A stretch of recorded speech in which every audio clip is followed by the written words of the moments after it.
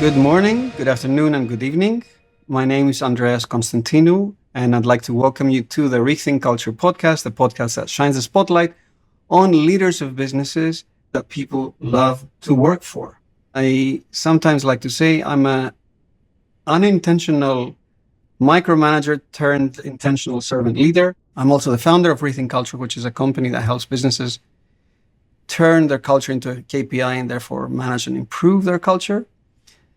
But most importantly, today I have the pleasure of welcoming a fellow workplace culture geek, as I would say, Gustavo Razzetti. He's a workplace culture consultant, author, and speaker. He's the founder and CEO of Fearless Culture. I love the word fearless. It's a consultancy that helps organizations design better workplace culture. He's worked for 30 plus years on the topic with a diverse range of organizations, from Fortune 500 companies to startups and nonprofits. He's written a book called Remote, Not Distant, which explains how to run a remote organization. And he's also the creator of Culture Design Canvas and framework used by a number of teams to design and improve their organizational culture. And he tells me he loves scuba diving.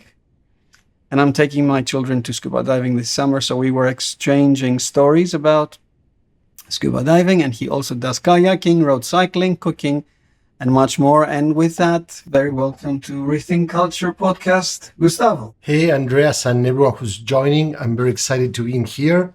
Thank you for hosting me. So tell us a bit more. What is Fearless Culture and what drove you to create Fearless Culture, Gustavo? I would say that a Fearless Culture is more of an accelerator of positive culture change. And you mentioned the word fearless, and I came to that term many years ago while researching on how Navy SEALs basically prepare their team members. And one of the things that's important, fearless or fearlessness is not the absence of fear. It's actually how we recognize fear as a powerful emotion and we're able to overcome it. And that's basically in the Navy SEALs training, they say, if you don't take care of fear into account, you are going to get killed. So fear is an emotion that's telling us that something is about to happen, and that emotion can help us better prepare, better react, and be ready for action. And of course, hopefully not to be killed, but to help other people thrive. And that's what we do. We are a consulting firm, but we also train people, consultants, corporate executives across the world with our framework to make sure that not only us, but many other people can drive positive culture change. And what drove you, or what's the path that took you to creating Fearless Culture? Like where did you grow up, and what were your early influences that kind of pointed you in the direction of culture? For me, I mean, every time people ask me, why have you done X, Y, and Z? I always tell that the plan came after the serendipity of different events. Yeah. So two things. First, I've been involved in culture in two aspects. First,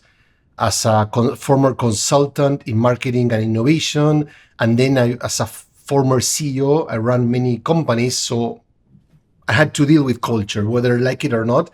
And I realized at some point that many organizations, they are looking for better talent, for better ideas, etc. So they care a lot about the outcome, and they forget that the potential is there, but what they don't have is the right culture that can amplify that talent, those resources, those ideas. So that's basically what shifted my career. There was one pivotal moment. I was selected to be part of a 3-month program in Stanford about culture change, or about change overall leadership. And I was basically working with people at Google, Bank of America, and so on and so forth, helping them drive that culture change, and then and through all those learnings and experiences, say, hey, I want to turn this into my new practice. And that's how I got started. Going back to your other question, what was my childhood influence, if any? I remember my grandparent. He was a doctor. He was a successful one. And once he was offered to run a huge hospital.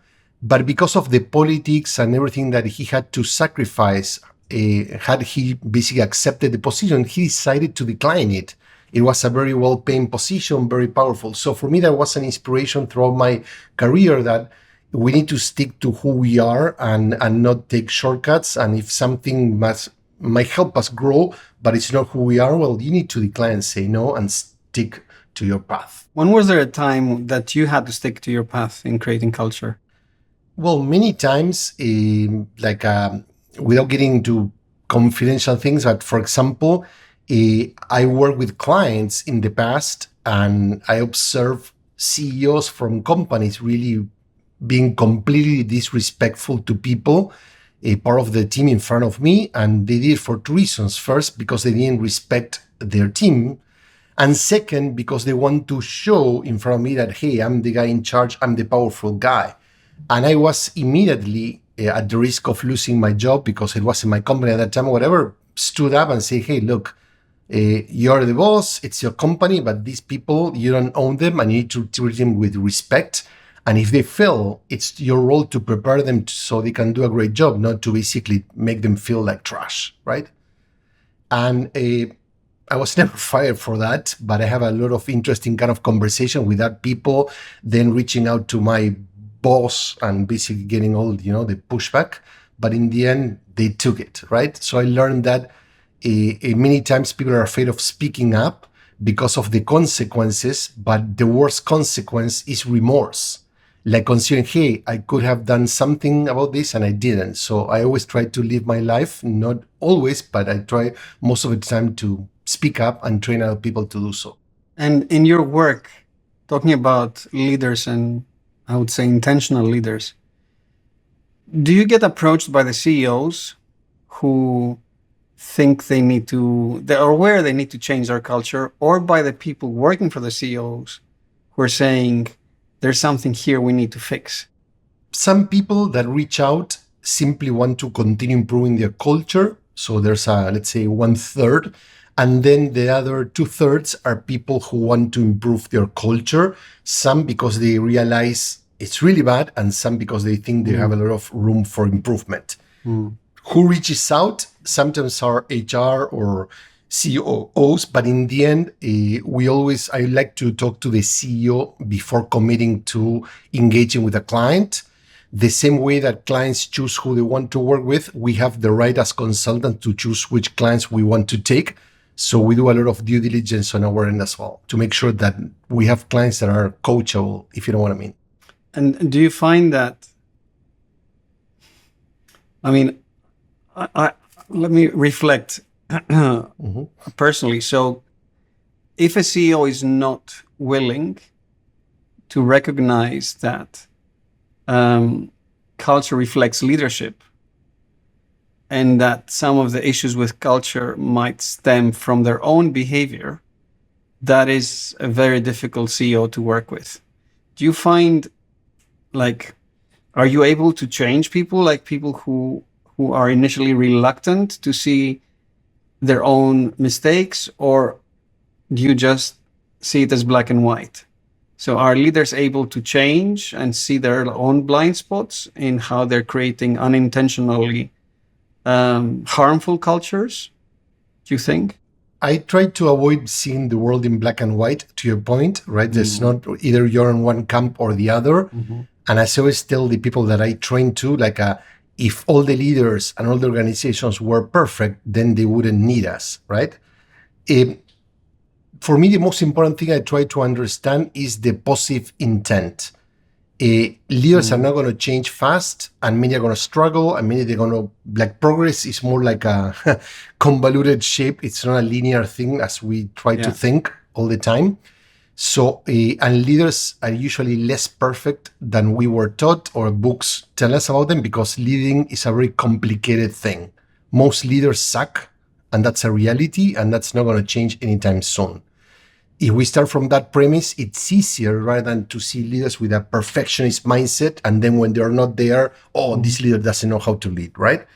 Second, leadership is a very lonely activity. And our role is to help leaders not being forced to change. When we see them as the same way leaders try to fix people, that's wrong. We as consultants shouldn't try to fix leaders. Right.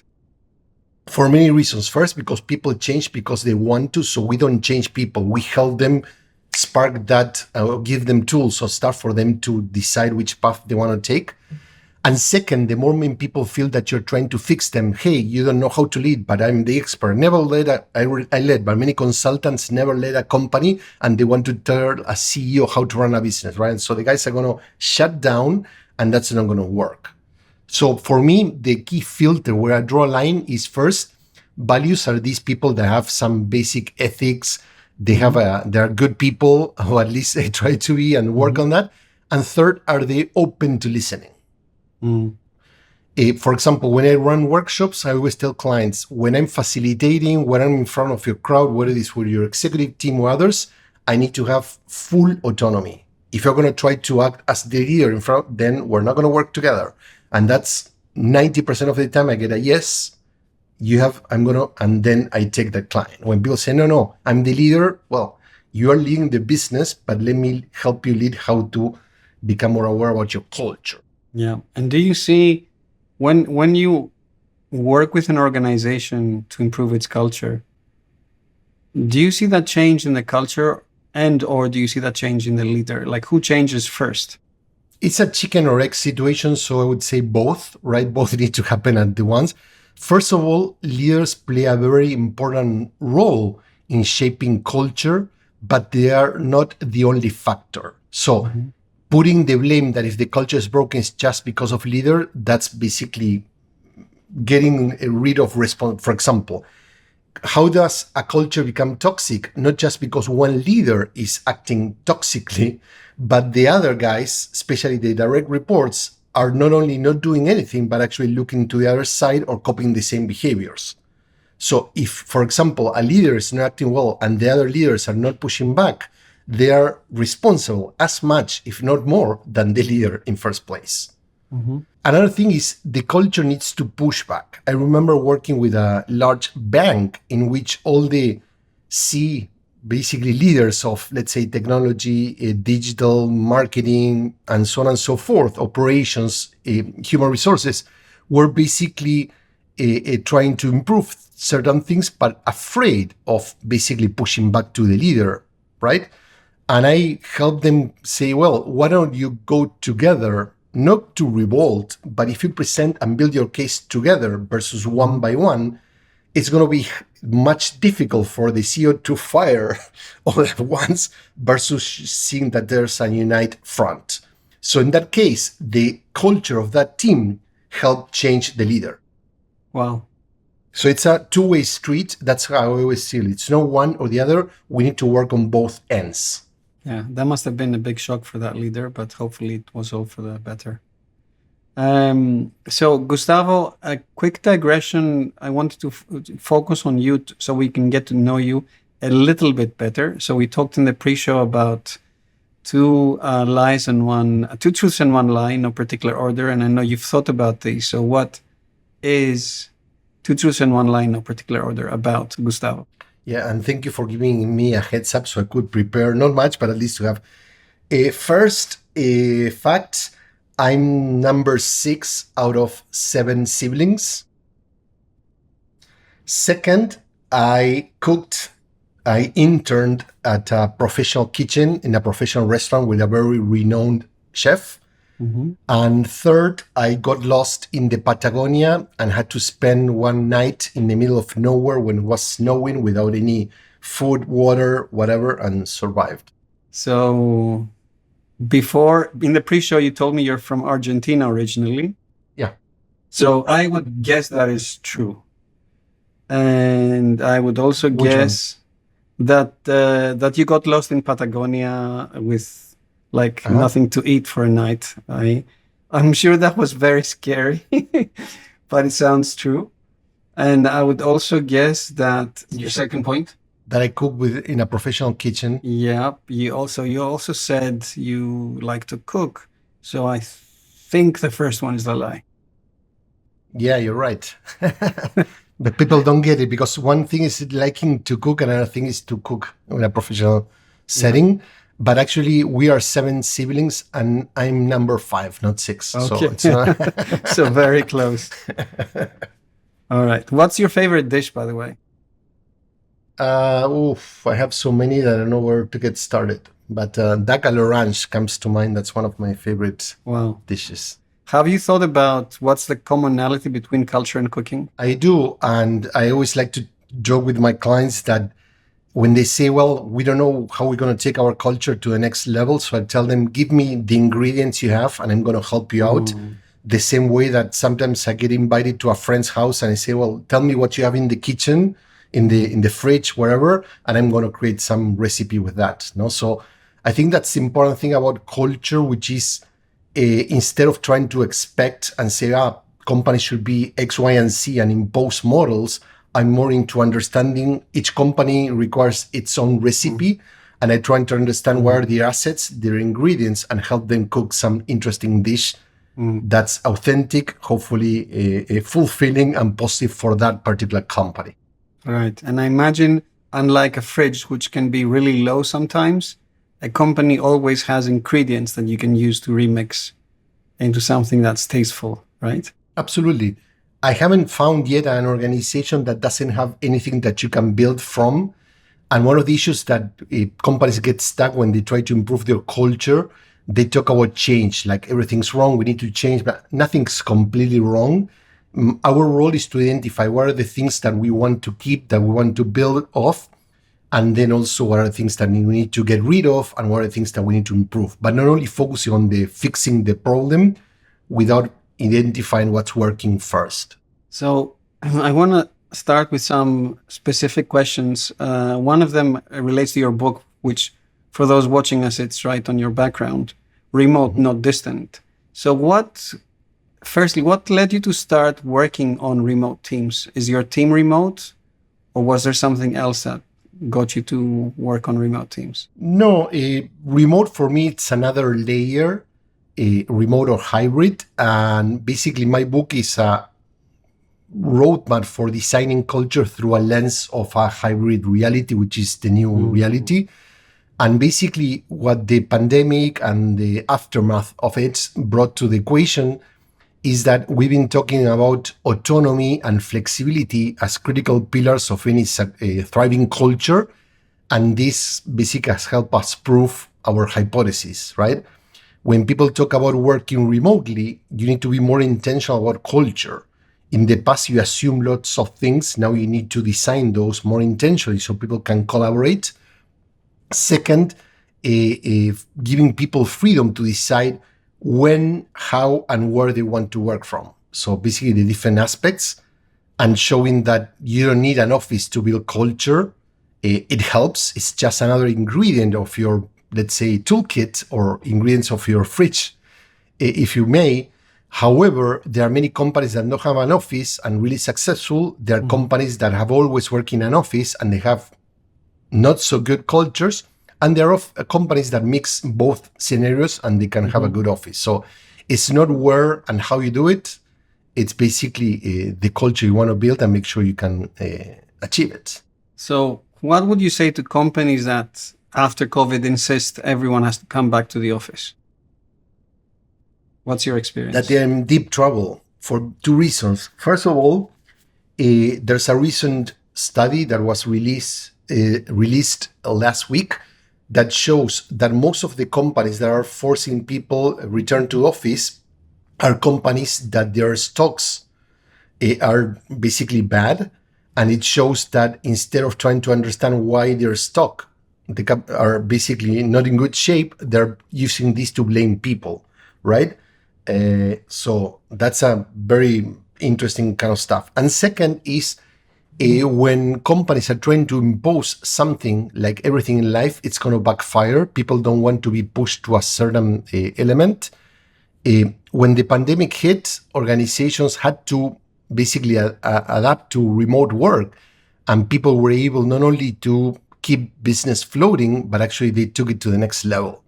So why, if that was in the middle of a pandemic, without the technology, without training, without experience, companies stay afloat, and even more than that? Why now that they have the chance to give people freedom, they're going to remove that freedom? So when I was in a crisis, you helped me. Now that I can choose, I don't want to give you that benefit. It's ridiculous. Yeah, it's a good point. My other company is also a remote company, fully remote. And Mhm. I was explaining to when people ask, I was explaining, we develop a set of rituals that replace the need for people to be next to each other and communicate in the way that they would do when they are in a physically safe environment. Can you talk to us about like some of the rituals remote teams can use that uh, support their collaboration as if they were in the same office? Yeah, definitely. For me, it's going back to the being intentional element. So uh, I remember when I worked in an office in larger companies, you might chit chat with someone, but that doesn't mean that you had a culture, right, with people. You just happen to be there. And interruptions, which are an issue, right, were also much more prevalent in a physical space. So talking about rituals, it all depends what you try to achieve. One thing that we use with teams, which is really effective, it's called the washing instructions. So one of the things that's missing is that if we don't know our colleagues and how they work, how can we basically improve those relationships? And the washing instruction is the same way that your clothes come with a label that tells, hey, don't iron it, don't bleach, whatever. So you take care. We need to understand how people want to be taken care of. Some people are early risers. Some people like to work later at night. Some people have family responsibilities that they need to take care of. Some people like impromptu meetings to brainstorm. Some people like more structure, a cadence. Some people like to work asynchronously and maybe use Slack or email, while other people have in-person meetings. So there are a lot of preferences.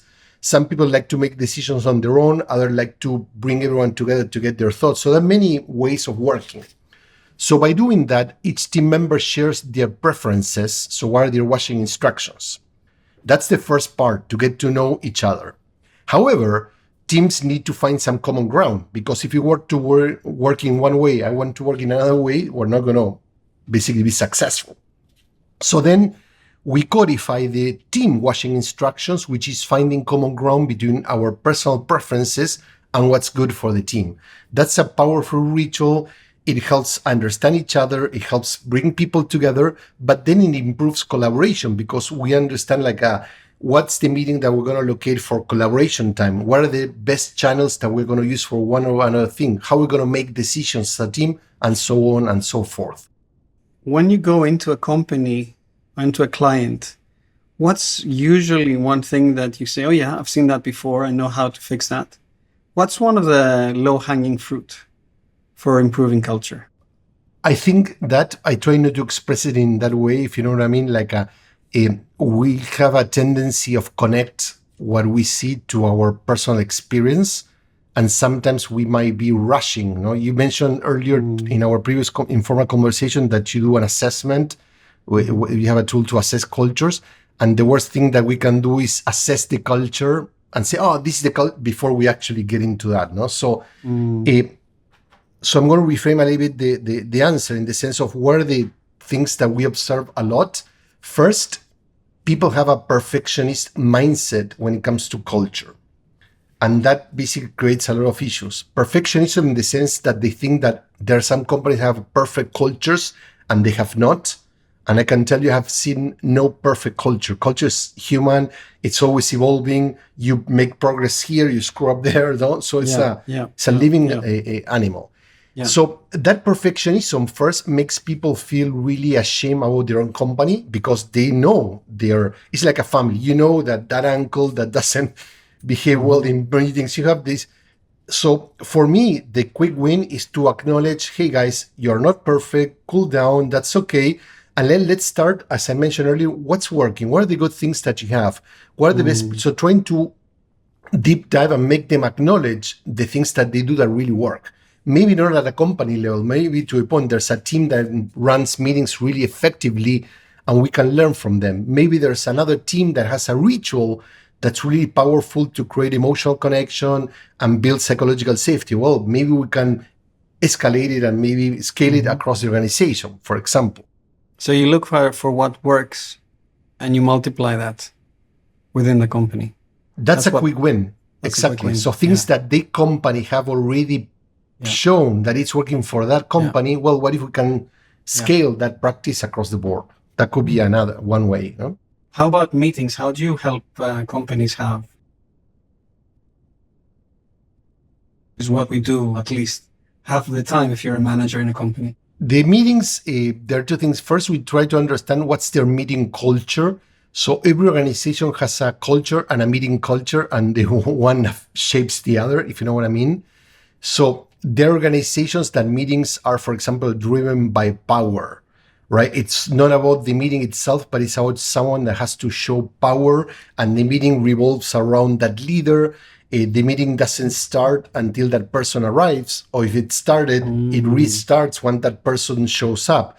It's designed to please a particular stakeholder. The people want to be involved because if they're not invited, they feel that they're not powerful or not important within the organization, for example. Then there are other companies that have more tribal, informal types of meetings, like IKEA, for example, has something that they have very long meetings, not structured. They spend a lot of time talking about each other, about personal things before they get into work. And interestingly, IKEA has long staircases in most of their offices to promote that encounters that are more informal. Mm-hmm. Then you have other companies that are more structured, very disciplined, like Netflix, that meetings start and end on time. They only invite the people that need to be there. They use meeting to discuss, but no decisions are made within the meeting. So they have a very structured, they always have an agenda. Well, so that's the first thing that we're trying to understand. What's the meeting culture? And within that meeting culture, what are the areas that we can improve? And how do you make meetings more inclusive? Like, what would a meeting look like that gives everyone, makes them feel heard, understood, that they feel they're part of the decision, that they walk out with a smile, feeling that, it was a good outcome? I think in order to increase participation, first invite the right people, right? Mm-hmm. If you invite 20 people to a meeting, even if you try to facilitate it as wonderful as you can, there's only so much time that people can have to spend on that meeting. Another thing that's important is have only the people that want to be there. So we apply and explain this in my book, the rule of 2 clicks. So if you're in a meeting that you're invited and you don't think the meeting's adding value to you, or you're not adding value to the meeting, you can choose to basically go somewhere else. And you click twice, first to leave the meeting and second to confirm that you want to leave the meeting, so you go somewhere else. So by doing that, giving people the choice to opt out, then the people who are in the meeting really want to be there. So they're not a distraction. That helps increase participation. And then facilitation. You don't need to hire a professional facilitator, but companies need to train people how to facilitate those conversations, right? Mm-hmm. That are very important. Mm-hmm. Moving to another topic, feedback. I know you have a specific framework for giving feedback. What are the 2 or 3 things that are really important to know when giving feedback? The most important thing is a good thing about something I wrote this weekend, which is unsolicited feedback doesn't work. And people keep trying it over and over. And research shows that people don't want to receive unsolicited feedback. Not only they're not going to act on it, but actually it's going to backfire. They're going to get pissed off. They're going to shut down. So that's not going to work. One of the most important shifts in terms of feedback is creating a culture in which people proactively requests feedback. For example, Patagonia, they train managers to start requesting feedback from other team members, and not just, hey, give me feedback, but being very intentional when and how to ask feedback. When they do that, 3 things happens. First, people see, hey, my leader cares about improving and learning because they are requesting feedback.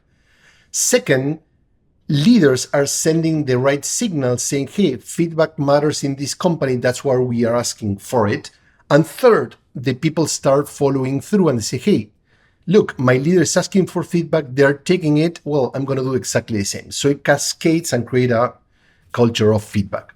And the third tip is to focus feedback more on the system. So we train teams to tackle feedback collectively rather than Andreas giving feedback to Gustavo and Gustavo to Andreas, and so on and so forth, is how can we improve as a team? So focusing on the norms and rules, the system, the more collective practices that are going to help us improve together versus focusing on individual performance.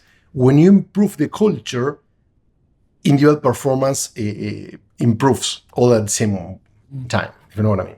Where do you stand on treating top performers differently, or focusing on people who are the best in the organization versus focusing on everyone and helping them be a little better? I think that we need to work on a high-performing culture, not in high-performing people.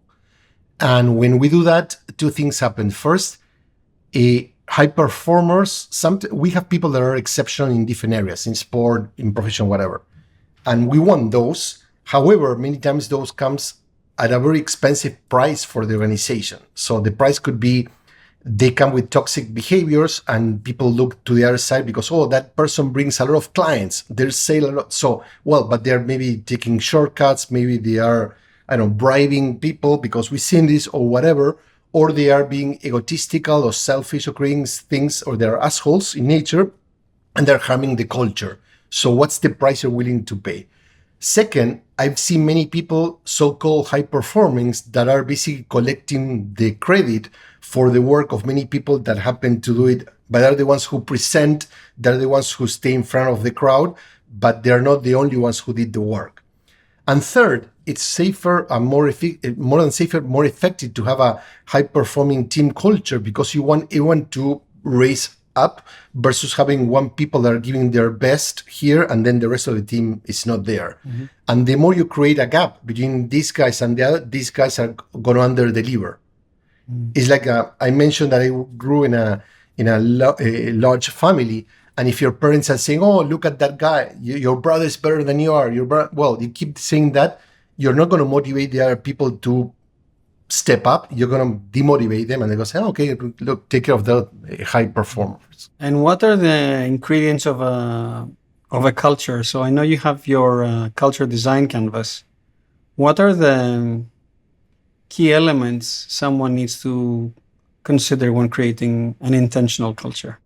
For me, it's like the way the tool was born. I think it's important, like how it started, because you like the history. You mentioned the question, how it's that many people still think that culture is about having a purpose or having a set of core values, and that's about it. And in my experience, culture is something more comprehensive, and that's why I came up with this model, the culture design canvas. And as through an evolution, I've been testing the different elements. Now it has 10 building blocks, 10 areas, but there are basically three main areas that those elements capture. And that's what I call the ABCs of culture. Mm-hmm. The A stands for alignment, B, belonging, and C, collaboration. Mm-hmm. Alignment is purpose, values, priorities, and behaviors that we reward and behaviors that we punish. The B, belonging, it's psychological safety, feedback, and rituals, which you mentioned. And the C, collaboration, it's how do we make decisions? How do we manage our meetings and our collaboration asynchronously and synchronously? And what are the norms and rules that guide our behavior? Do you think any company size needs to be thinking about culture, or is it for like 50 people or maybe 500 people and up? I think everyone should be thinking about culture, and especially if you're a startup and you're going to be growing in the next few years, you need to design your culture way ahead, not when you grow up, but you need to design the culture before you grow up. So you let the culture and business take you in the right direction. Airbnb is a perfect example of that. They had a very clearly defined culture since they started, and then they evolved it, but they were very clear about the type of culture they want to build, and that has helped Airbnb succeed. Mm-hmm. I mentioned I do a lot of training and consulting, and I have people that are small teams, 5, 10 teams, and they have benefit of using the culture design canvas to map and evolve their culture. So you don't need to be a 5,000 or 50,000 employee organization to think about culture. Mm-hmm. Do you have any questions from me, or is there a question I forgot to ask? Because I know you write a lot, you read a lot. No, I would like to hear. I mean, I always say when I join a podcast that I think it's important, to hear both point of view. So I would like to hear some of your perspectives or the things I've been saying. What are the things that maybe you agree and why? And if you disagree or if you're unclear or have a different, also to share with the audience, so it becomes like they can compare notes and. No, I think like I was telling you earlier, we seem to be aligned in how we think about culture. I started this podcast because I was disinfatuated or maybe frustrated by the fact that the leaders who were getting the attention were the leaders that were prioritizing their own benefit. How much money am I going to raise from my startup and how much money am I going to make by selling my business, or look at this cool technology I've produced. And these are the leaders that often get praised. But we don't have the servant leaders often get praised. And this was the calling I felt I had to do something about. And, I like, who's out there? Like, Netflix has a book about culture, and we know about Southwest Airlines culture. And maybe there's like very few examples that, unless you start digging into workplace culture, you won't find any of these leaders. And they don't talk about themselves because they're not the ones that want to steal the limelight. They're the ones that are happier behind the scenes, helping people, be more themselves and have a more fulfilling life and have a more fulfilling, especially work life. And the other thing that I've realized from discussions with a lot of leaders like yourself, people who create intentional cultures or help others create intentional cultures, is that the benefit is far more wide-ranging than the immediate workplace environment. Because when someone's in a place that they love to work, their family will recognize it. Their family will see the positive effects in that person. And so as a leader, you are a multiplier. You have such a positive effect of making people's lives fulfilling, and their family as well, and their community as well. So I think I was actually, I'll do a quick digression. I was in a concert of Coldplay yesterday. This one of the most streamed bands on Spotify. And what was very interesting about Coldplay was the lead singer was, in a sense, a role model, a societal role model, because he was explaining how we need to be more considerate about the environment. The group is financing a lot of environmental actions, reforesting and picking up garbage from the oceans and all sorts of things. And people like musicians, like Coldplay, they have immense influence in the world, as we know. It's very rare for them to be role models about, helping us understand what we should be more thoughtful about. The same applies to corporate leaders. And corporate leaders, the larger the company, the more influence they have in the world, in their employees, but also their families and their community.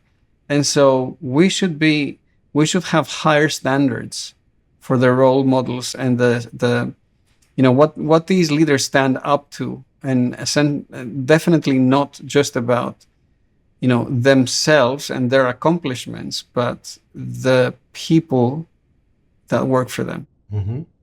Definitely. And I like that approach that organizations' impact goes well beyond their business. Like Coldplay doesn't just influence people's music preferences and fun, but it can actually drive positive societal change. So to your point, true leaders are those who really not only want to model the right things to help the company, but also to help society, because they know how big their employees' families. I love that you just mentioned. That's a great point. Yeah. And we often forget that, and it goes along with seeing people only as part of their work outfit and not as part of their full self. People don't talk about what's happening in their life. They don't share emotions. They don't share that there might be something in their life which is actually making their work life very difficult. They're trying to hide all that because of fear. Going back to your, the name of your consultancy. So there's a lot of educating we need to do, and there's a lot of as a result, there's a lot of positive impact we can do if we can just touch a few leaders who touch many or even tens of thousands of people and can make their life better. That's, for me, that's a calling beyond any other in my life, because of the ability to, if I can help a few leaders or a few hundreds of leaders and businesses create more intentional cultures, create businesses like Seth Godin says that, then how much better would this world be if people had a more fulfilling half of their life, half of their waking life. Absolutely. And I'm when people say I want to change the world, I don't want to change the world. I would like to, but I like to influence the people that I work with so they can influence the people that they work with, and so on and so forth. So I think it's more of a chain reaction, so to speak. Yeah. That's rethink culture for me.